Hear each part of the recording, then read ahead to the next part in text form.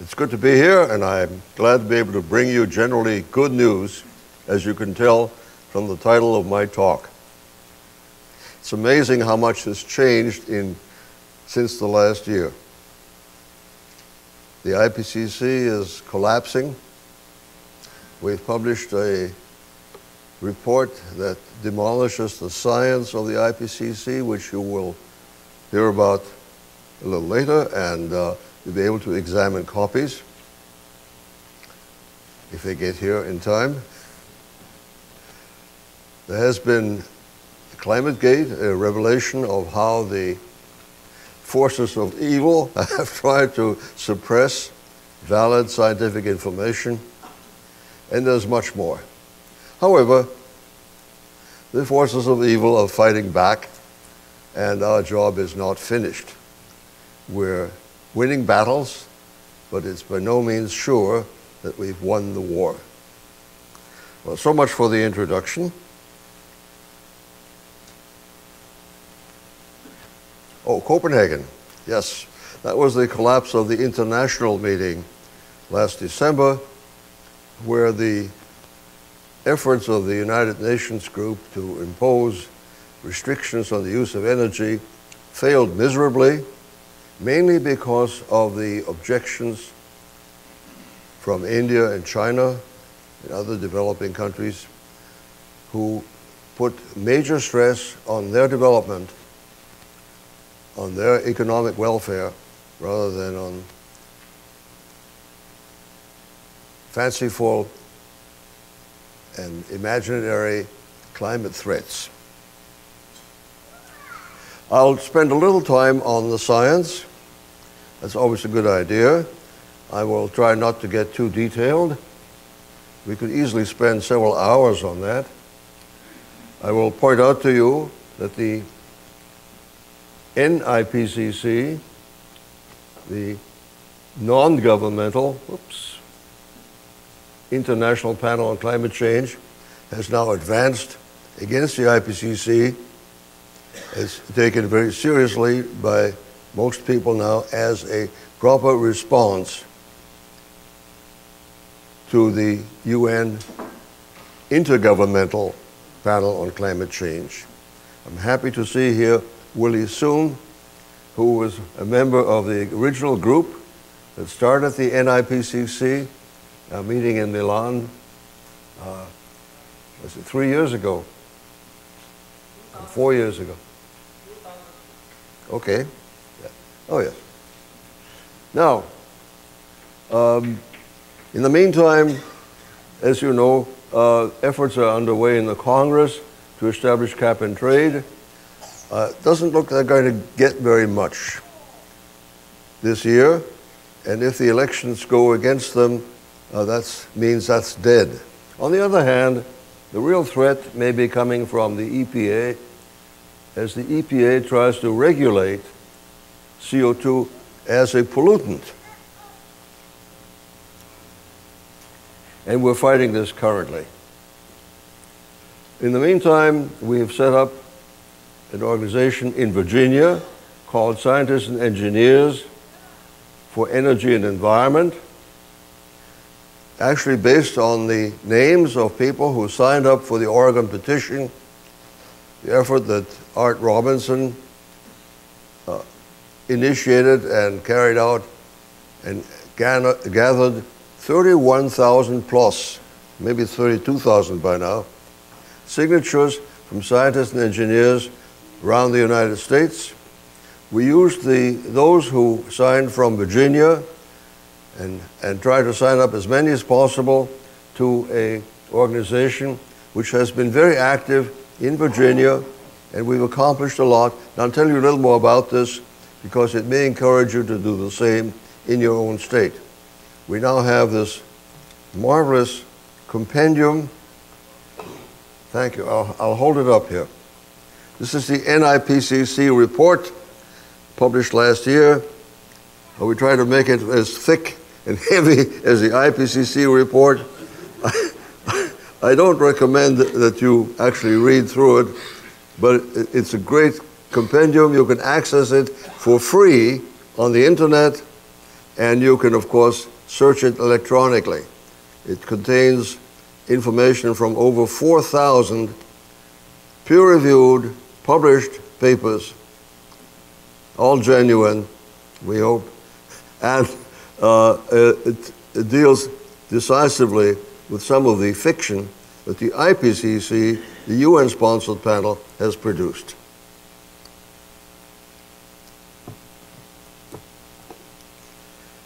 One of the appendices, by the way, contains the 31,000 names of the Oregon petition signers, organized according to state, and you can look up your own state and find out who signed and contact these people and maybe get them activated, hopefully before the election of next November.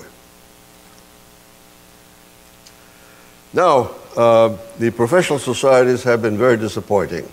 They've been run by small cliques of people who don't consult their members, but go ahead and warming, which are based on the IPCC work on, and this has caused us some problems.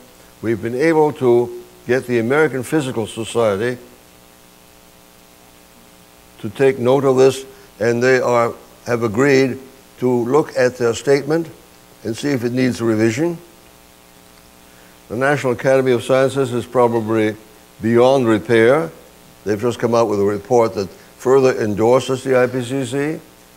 On the other hand, the Royal Society, which is the premier scientific society in the world, founded by Sir Isaac Newton in London, the Royal Society has been upset by a rebellion of its members who object to their climate statement, and the Royal Society will now examine the matter further, hopefully taking account of the NIPCC reports.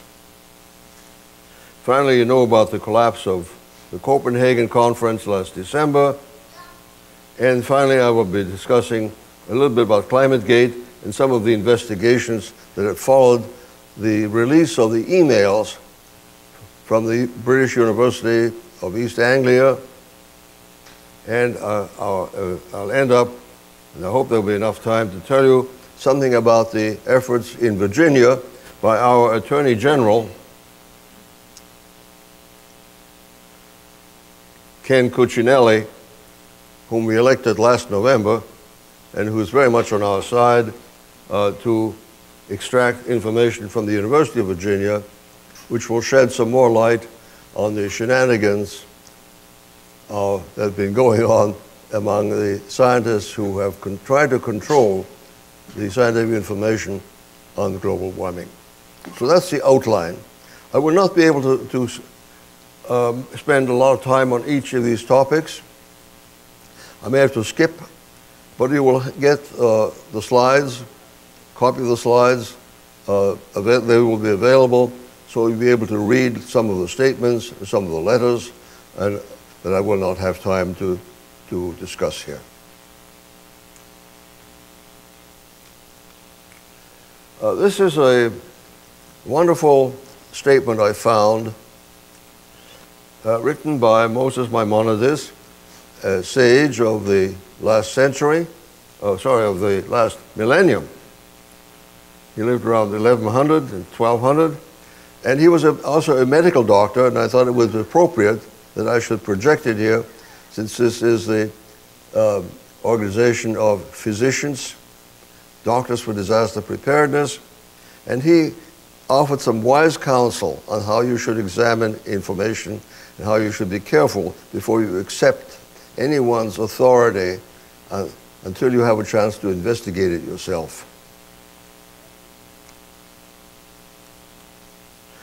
The important question that we deal with in science is really only one question.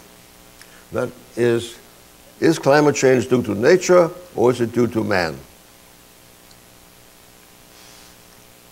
The IPCC says it's due to man,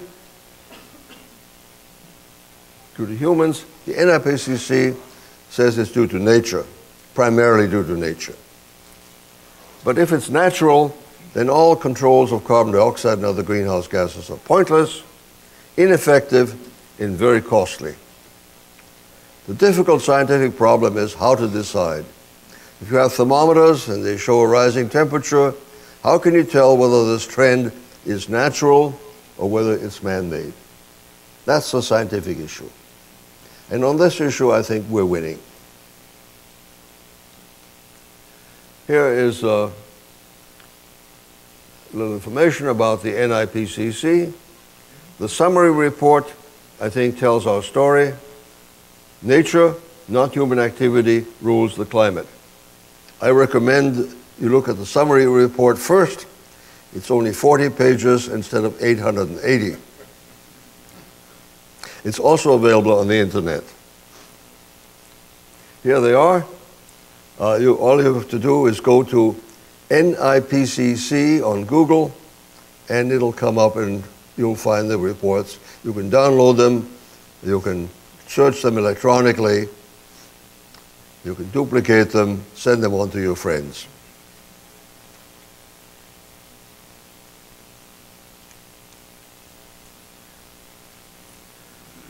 I want to mention that the IPCC has no evidence whatsoever for anthropogenic global warming, AGW. First of all, there's no scientific consensus. That's clear. The 20th century is not the warmest in 1,000 years, as they claim. The fact that ice or glaciers are melting is completely inconclusive. It doesn't tell you the cause. Any warming will melt ice. So there's a logical error here.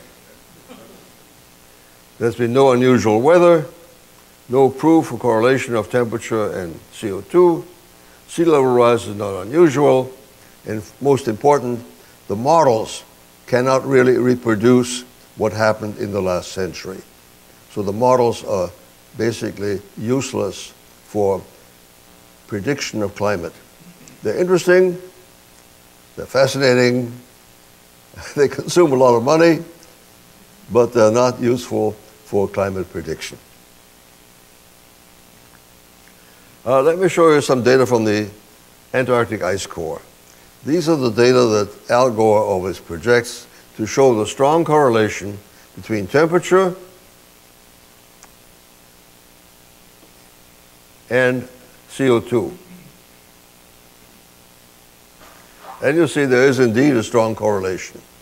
But when you look in detail, you'll see that the temperature increase precedes the increase in CO2. And as you know, it's customary for the cause to precede the effect. That's another point of logic. First comes the cause, then comes the effect. So clearly, the temperature increase must be the cause for the increase in CO2, which has been released from the ocean. The ocean warms, it releases CO2 into the atmosphere. That's what's happening here. This shows the situation of the last decade. It's a very nice slide prepared by Joe DeLeo, whom some of you may know, excellent researcher. He shows that temperatures have not increased, but carbon dioxide, as you saw the green line here, steadily increasing as more and more CO2 enters into the atmosphere because of the burning of fossil fuels. That is not disputed.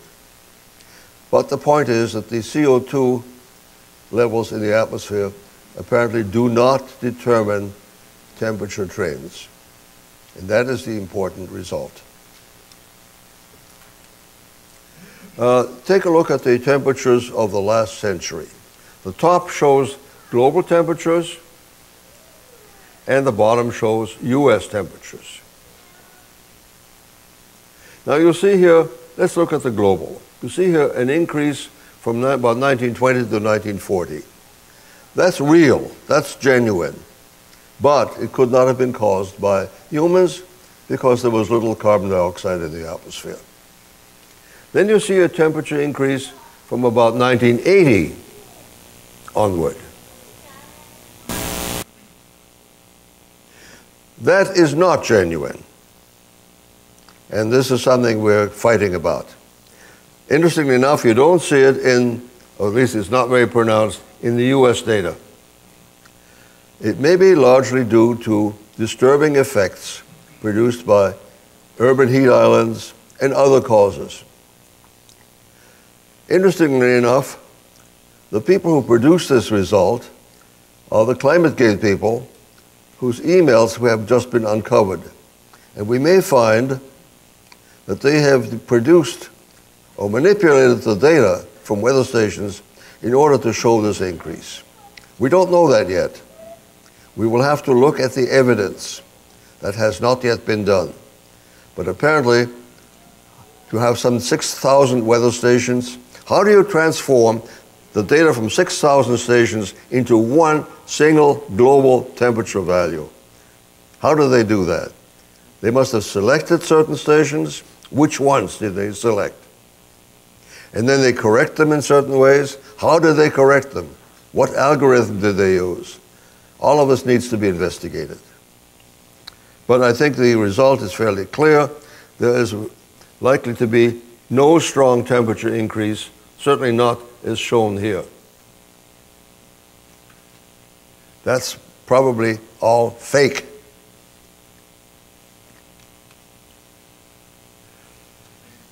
What produces climate change?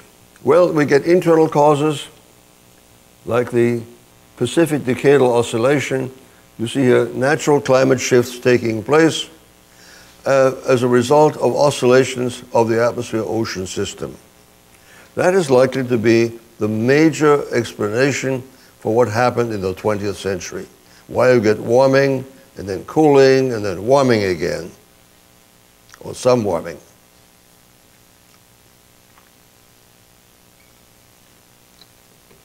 By the way, the models do not predict this. The models do not, as yet, are not capable of calculating or predicting the Pacific Decadal Oscillation, these oscillations that you see here.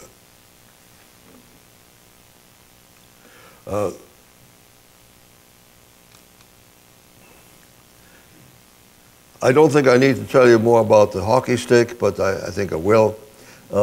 In case you hadn't heard the good news, the IPCC has published 4 reports. The early reports all showed the well-known medieval warming of about 1,000 years ago, followed by the Little Ice Age. Somewhere here is the Maunder minimum that Willie Soon has described in his book, when the sun was least active and temperatures turned quite cold. And then you see the beginning, a recovery of the current warming around 1850, which will probably continue for a couple of centuries. All natural, having nothing to do with human causes. Suddenly, in their 3rd report, the IPCC discovered what we call the hockey stick. They abolished all these changes, which are historically well known, and postulated that the temperature didn't vary but decreased slightly until suddenly in the 20th century you get this huge increase. This is supposed to be the shaft of the hockey stick. That's why it's called that. And here's the blade. Well, it's now turned out that the hockey stick is largely fake.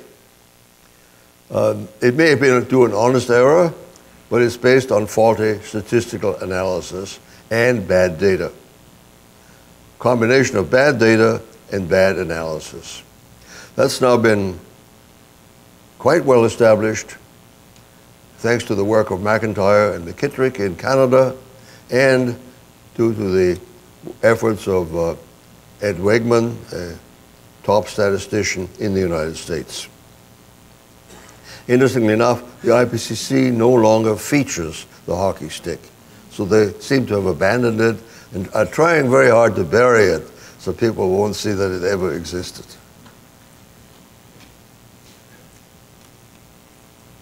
Just to show you the situation of the last 10,000 years, first the real temperatures increased after the Ice Age ended until you reached the what is called the Holocene optimum of 8,000 to 5,000 years ago, then a cooling, then a warming, then a cooling, then another warming, another cooling, and the warming of the last 150 years. In the meantime, carbon dioxide hardly changed during all this time until this century, when in fact it did increase because of fossil fuel burning. So,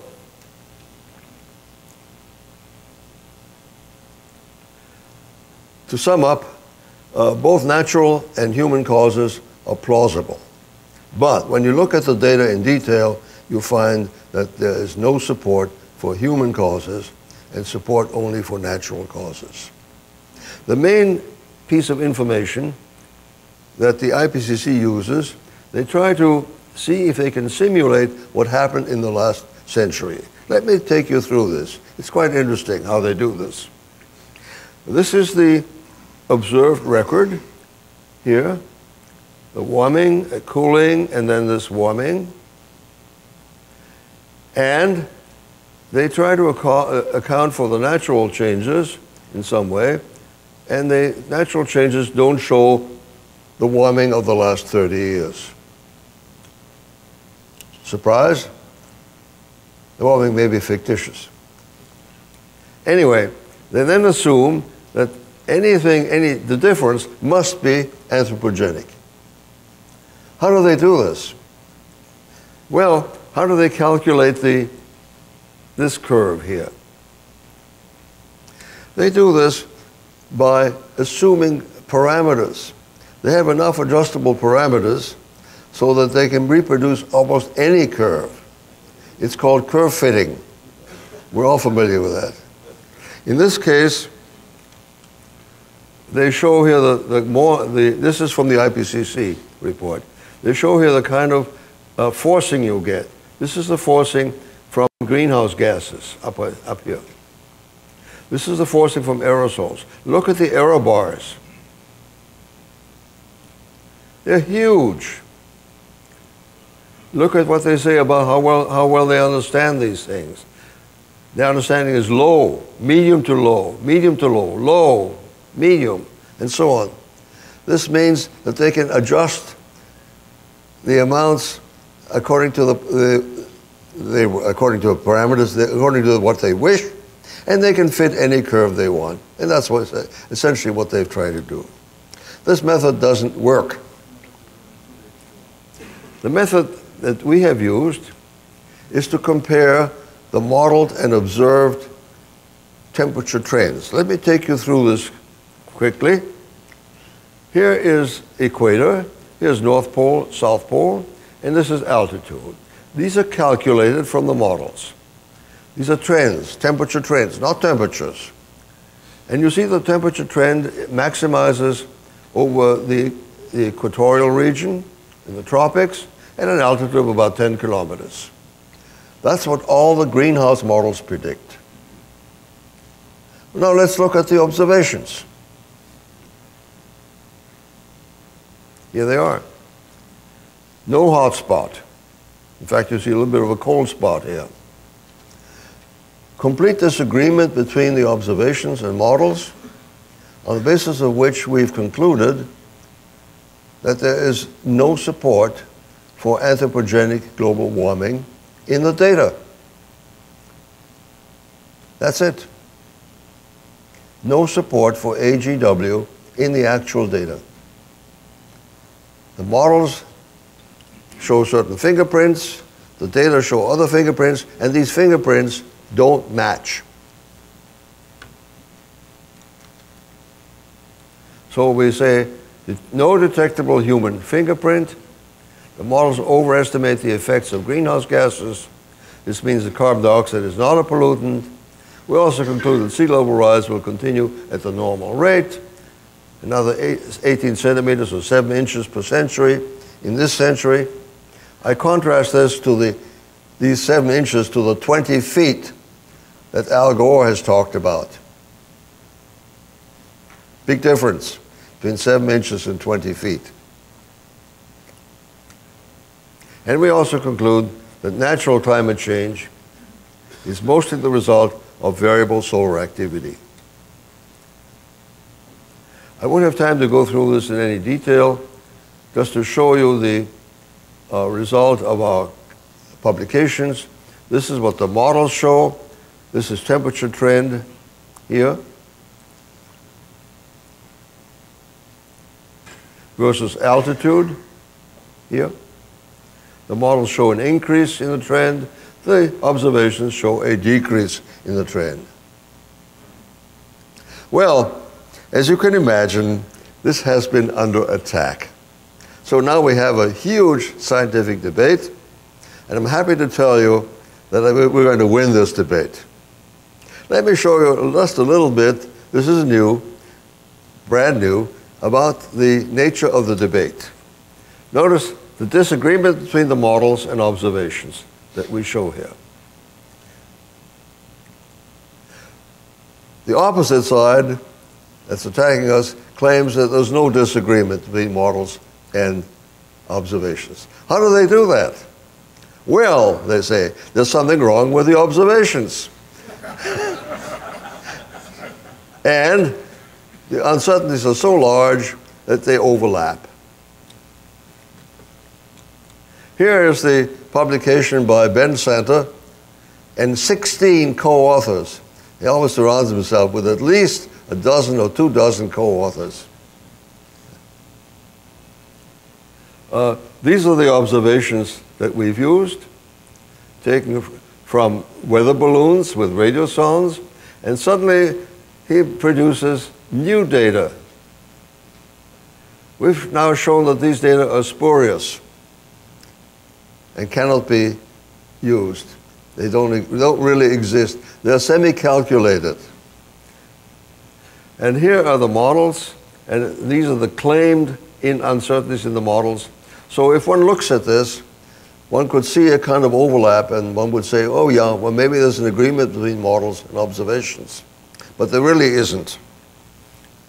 So that's what we're currently fighting. I won't tell you any more about the details of this because it gets to be very technical.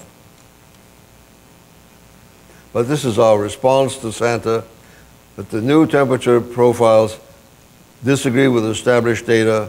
It overestimates all of the trends by a factor of 2 or 3, and so on.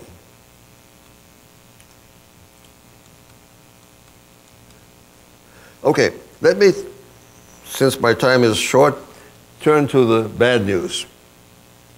The good news is that we're winning on the science. The bad news is the policymakers are not listening, or at least not yet, or at least not enough yet. Maybe they will after November. We certainly hope so. First of all, you should realize that there's no competence in science among policymakers, particularly members of Congress. The few scientists and engineers we have in Congress are disappearing, and what we need desperately are more people in Congress who at least understand statistics, if not the science.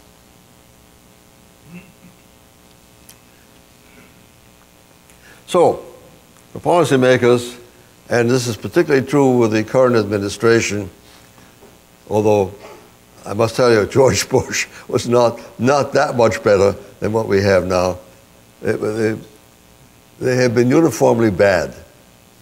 However, energy policy, unfortunately, is distorted by bad science on global warming, which has been driving energy policy in the wrong direction.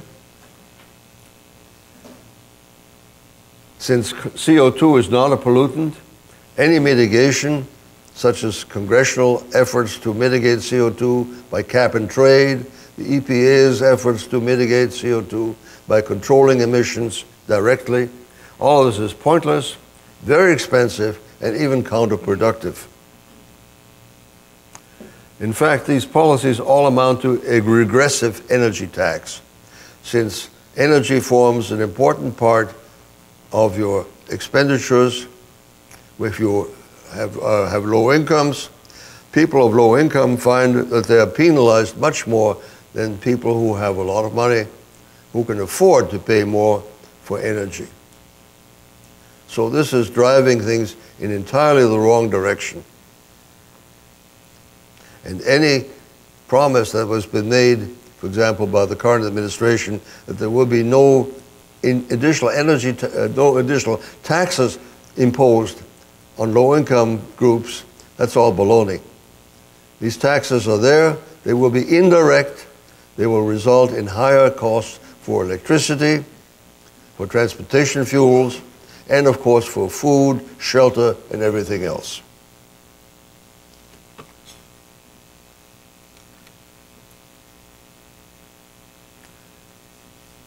I can't repeat this often enough. That is the point that the policymakers are not yet listening to. And it all is based on the poor science. It's all based on the exaggerated fears about global warming. And in fact, global warming may actually be good for you. And certainly more CO2 is good for plants, for agriculture, for forestry, ultimately for us. Here are some of the policies that have been put into place, or being put into place, all of which are economically ruinous, pointless, and counterproductive.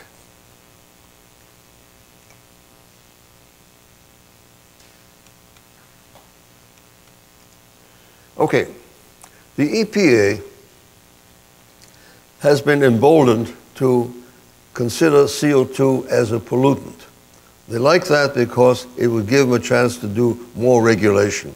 After all, they're set up to regulate emissions of so-called pollutants. The more pollutants they can gather, the more power they can wield, the more people they can hire, the bigger budgets they will have, and that's the direction they're moving in. That's our biggest fight right now against EPA.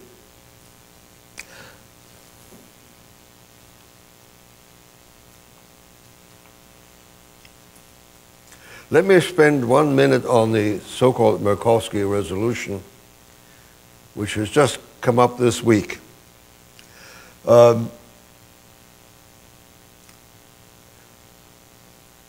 Much of the Senate objected, much of the Congress actually objected to having EPA control CO2 because it means EPA will be adding a CO2 as a pollutant without any congressional authorization. And the question is, who should make policy? The Congress, as representatives of the people, or an unelected administrative agency like EPA? That is the issue. It's a very fundamental issue. And we almost won. The Senate turned down the Murkowski resolution, which would have prohibited EPA from controlling CO2. The vote was very close, 53 to 47. Many Democratic senators joined the Republicans in voting for the Murkowski resolution. So we lost. But there's always a silver lining. We haven't really lost because there will be a backlash, particularly in the Midwest. It will raise the cost of coal and the cost of electricity. Also, EPA, in order to do their job, will have to hire tens of thousands of new people.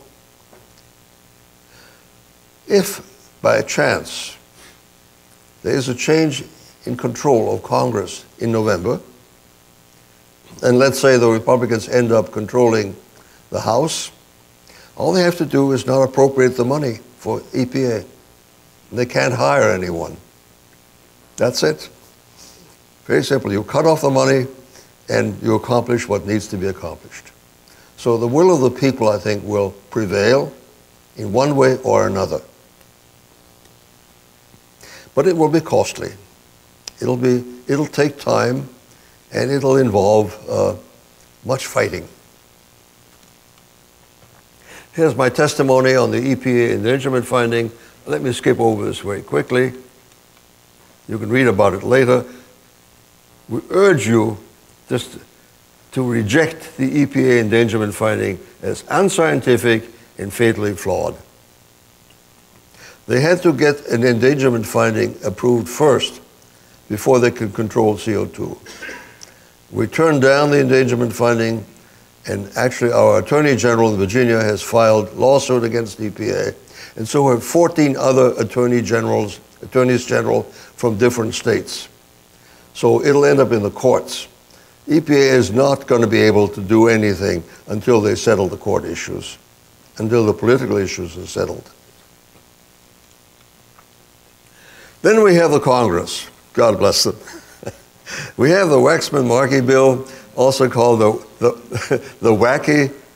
wacky tax bill of Waxman and Markey.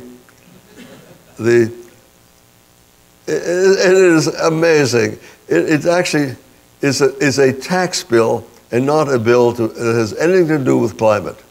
It has no relation to climate. However, it is justified on the basis of climate. This bill barely passed the House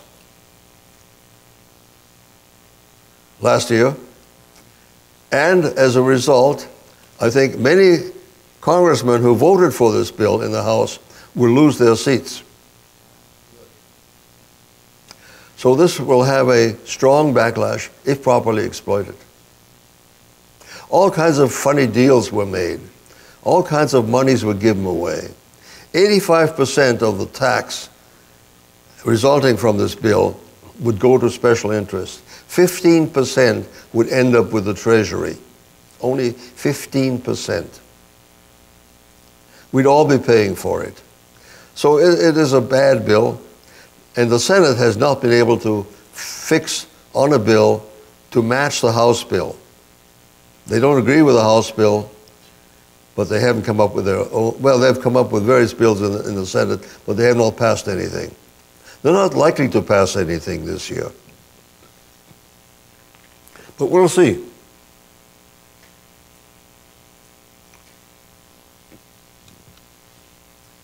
Oh, well, more about the cap and trade bill. Let me just quote President Obama here.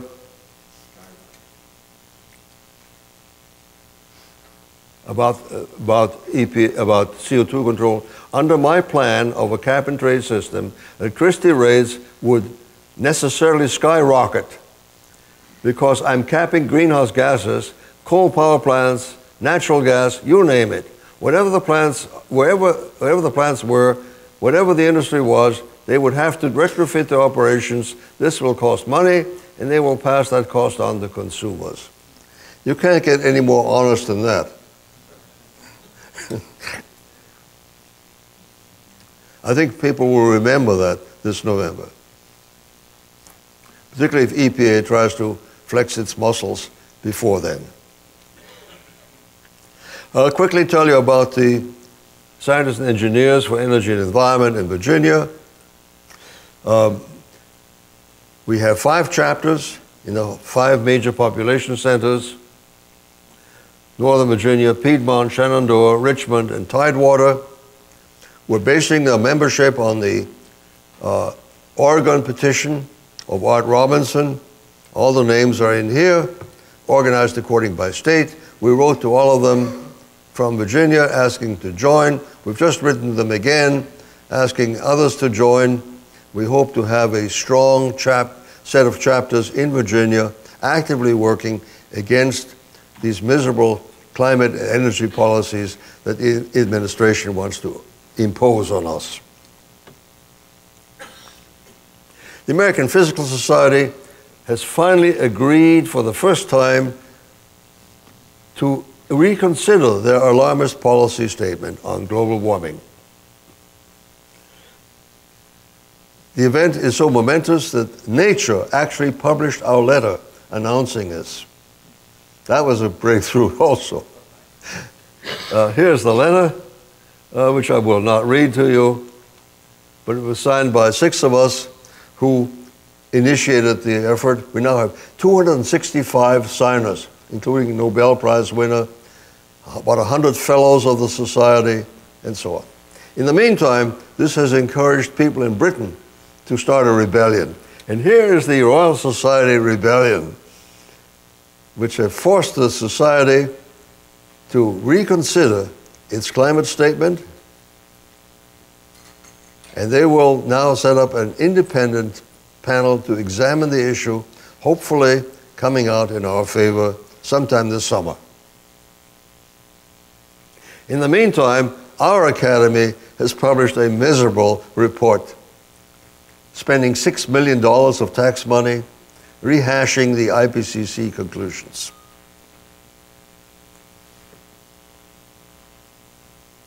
They conclude that the climate is warming, which is a meaningless and trivial conclusion, and that the cause is human, which is almost certainly wrong. So there's our Academy. I think if the Royal Society changes its position, it will have a strong effect on our Academy and on academies of sciences throughout the world. Copenhagen, well, it all collapsed. There's not what I need to say. But the European Union, God bless them, are still trying to carry on and impose restrictions on CO2 emissions. It'll ruin the economies of the European nations further.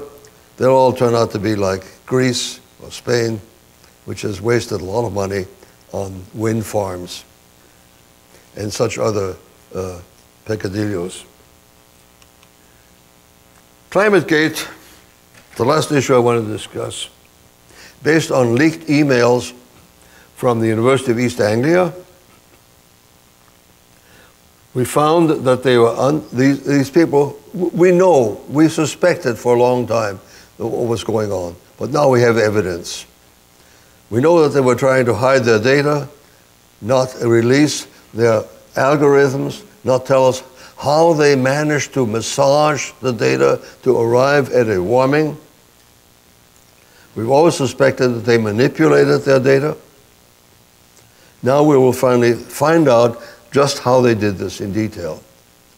What is more reprehensible, they've also worked to oppose dissenting opinions and keep us from publishing in recognized journals. They've opposed, they've captured the peer review system, and they've intimidated editors of scientific journals. All of this is in the emails. These are conspiracies that are now finally come to light, and we know what they are, and we know the people who are responsible.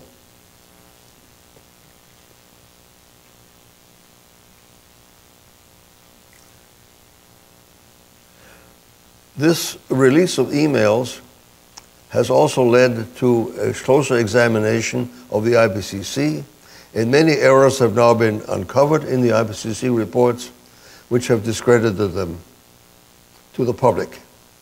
But the real issue in ClimateGate, I maintain, is to find out how they manipulate the raw data to arrive at a global warming. That has not yet been done. In the meantime, there have been a number of whitewashers. For example, the University of East Anglia investigated itself and concluded that they did nothing wrong. Penn State University investigated Michael Mann, who's the chief conspirator in the United States, and they concluded that he did nothing wrong. They didn't look at the data. They were not capable of examining that.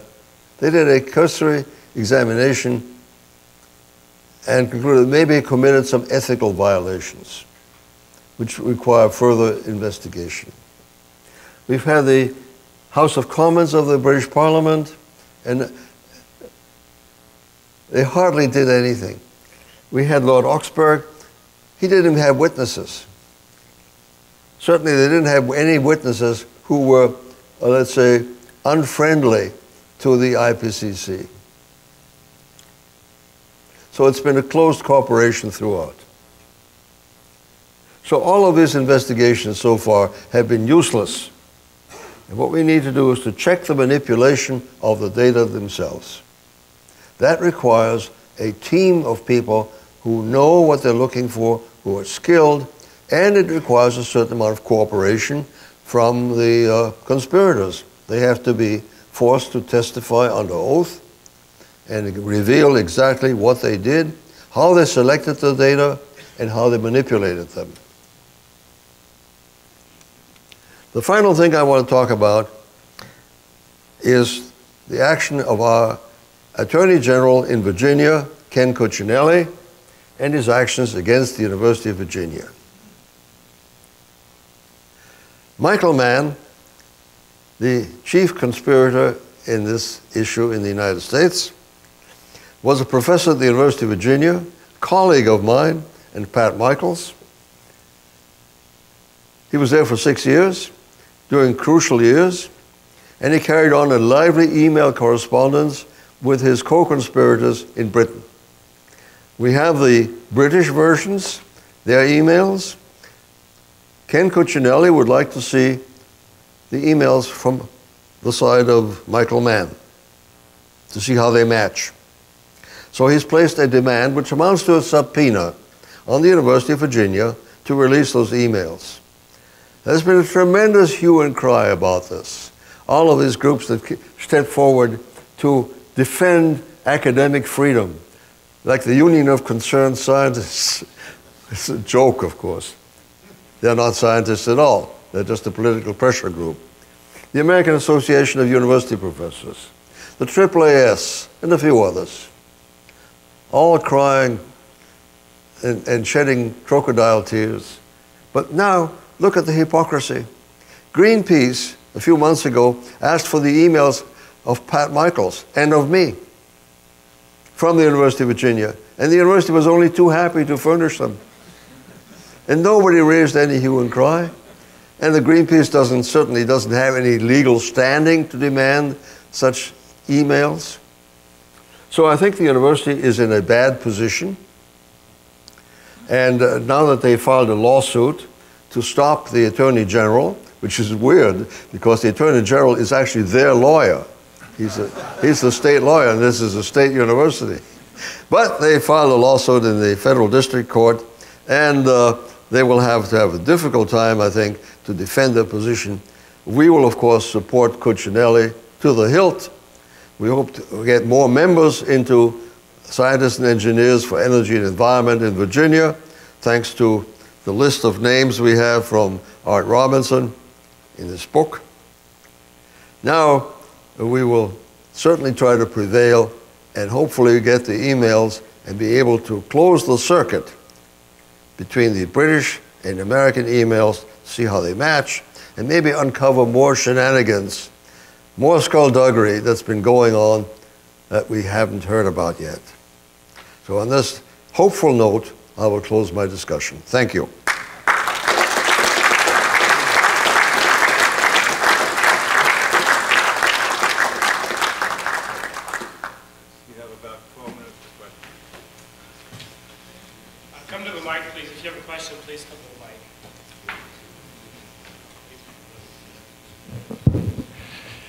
When the congressmen were shoveling out of snow this past winter, unusual in Washington, D.C., they were not impressed that maybe their votes on the global warming in June had been mistaken.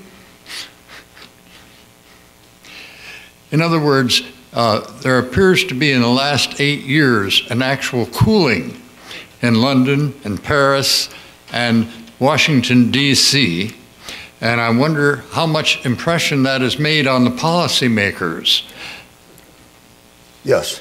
The public is always impressed by current weather and current climate.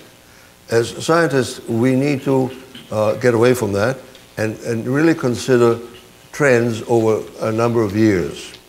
There's always a question, how long a time period do you need to have a reliable trend? Is 5 years enough? Is 10 years enough? You need 20 years? And so on. That's a debatable point. In other words, I'm not yet able to state conclusively that we're in a cooling trend. I can say with more conviction that we're not warming, or at least not warming at the rate at which the climate is supposed to have warmed in the 1990s. That's the only careful statement I think one can make. As opposed to the IPCC group, which is always happy to jump on any warming trend, even if it's only 2 years or 3 years, to show that there's a warming. One has to be careful about these things. What is the statistical significance of 2 or 3 years of no warming? It may be just a short fluctuation. So one has to, at this moment, one can only say that, yes, the climate has not been warming. I'm actually quoting now Phil Jones, who is one of the British conspirators, who says the climate has not been warming appreciably since 1995. That's 15 years. Well, I'll take his word for that, particularly since he's on the other side, and maybe that's long enough to establish a no warming trend. This is impressive. It means that there's something, it doesn't mean that the greenhouse effect has disappeared. There's some the warming. And we don't know how much cooling there is, so we can't say how much warming there is. This short Maybe term. that's the only careful reply one can make. However, the public, as you know, is impressed by current weather. So if you have a big snowstorm in Washington or a real cold winter, they are tremendously impressed and say, oh, this must be the end of global warming. Global warming is over. I'm not quite willing to jump that fast yet. This short-term trend, however, is being used right now by NASA and others to claim through Lockwood and others that the sun could not. It's been proven the sun is not the cause of any global warming because there is less solar radiation during this last few years while the Earth has been warming, but in the last 8 years it's been cooling. So therefore this short-term trend is right now being used for them to claim that it proves that the sun is not the cause. This is an excellent point you've made, but it requires a more careful response.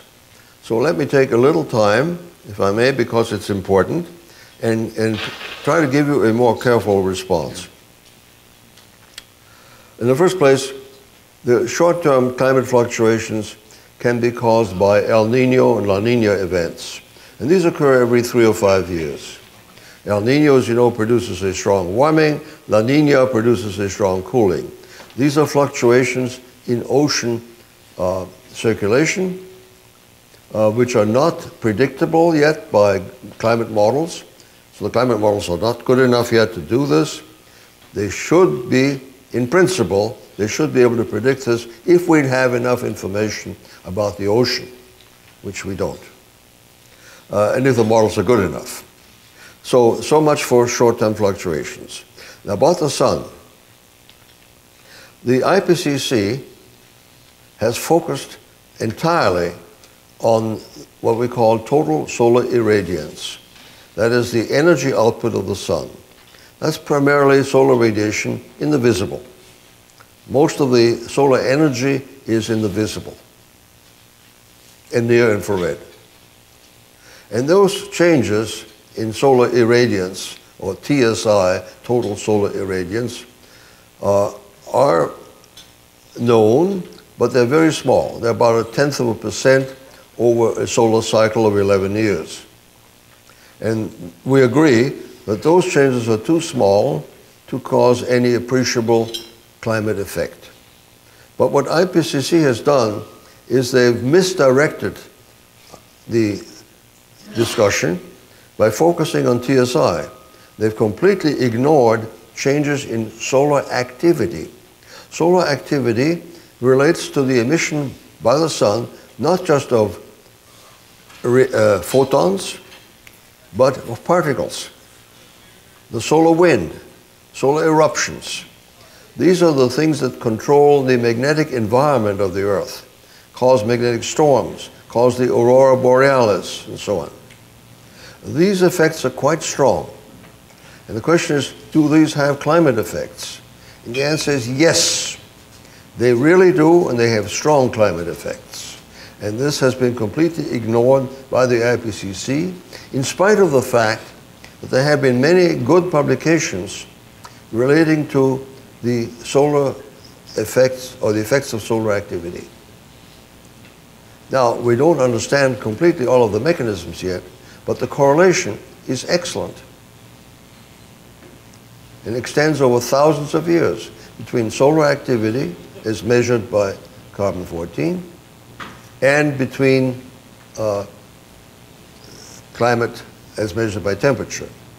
So, in summary, yes, the sun does control climate through changes in solar activity. This is based on a work, I would say, of the last 10 years. Well published, well considered, but completely ignored by the IPCC. Thank you. I'm John Utley with the American Conservative magazine. I live in Washington, and let me just say that being right or wrong is irrelevant there. It's very corrupt already. It's all to do with money, and people who've been wrong for 10, 20 years are still put on in the think tanks, etc. So just that we have another world there. My question, though, is I'd seen things on the internet that the volcano in Iceland had put out more CO2 or whatever it is than all the savings the Europeans have done, etc., etc. Can you add that effect on CO2? Emission, I mean, all the gas coming out. I'm not sure I understand the question. The volcano in Iceland, isn't that contributing to global warming or whatever? Yeah. Or cooling, whatever? Yeah. Volcanoes. Volcanoes, of course, are natural events, not under human control. They're not predictable. Of course, the models cannot predict the occurrence of volcanoes. I think we agree on that. The effects of volcanoes, I think, are quite well understood. If a volcanic eruption is large enough, it will release particulates and SO2, sulfur dioxide, which then causes eventually particulates, aerosols. These are particles that can enter into the stratosphere if the volcanic eruption is strong enough.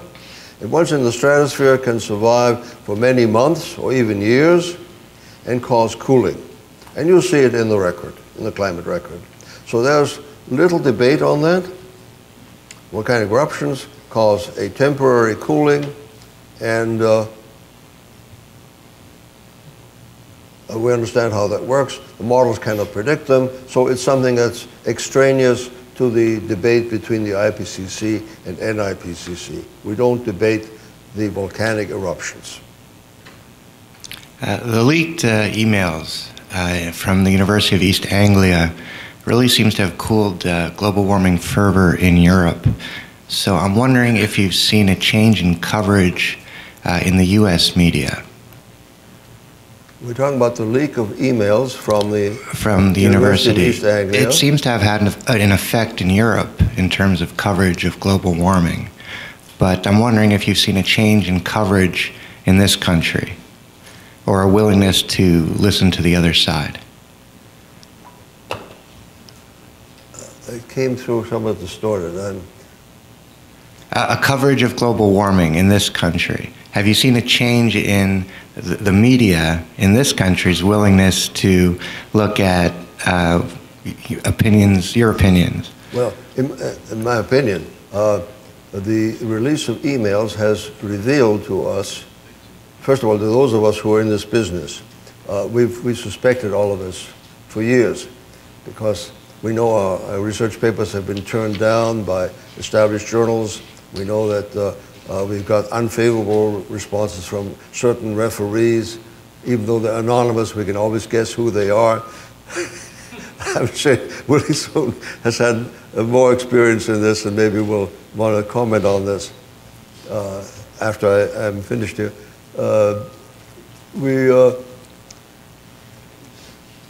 What we have learned that's new is that there was a concerted effort also to intimidate editors. We didn't know that. At least I didn't know that. And many editors sort of played along with this. Certainly editors of the established journals like Science and Nature have always been quite pro-AGW,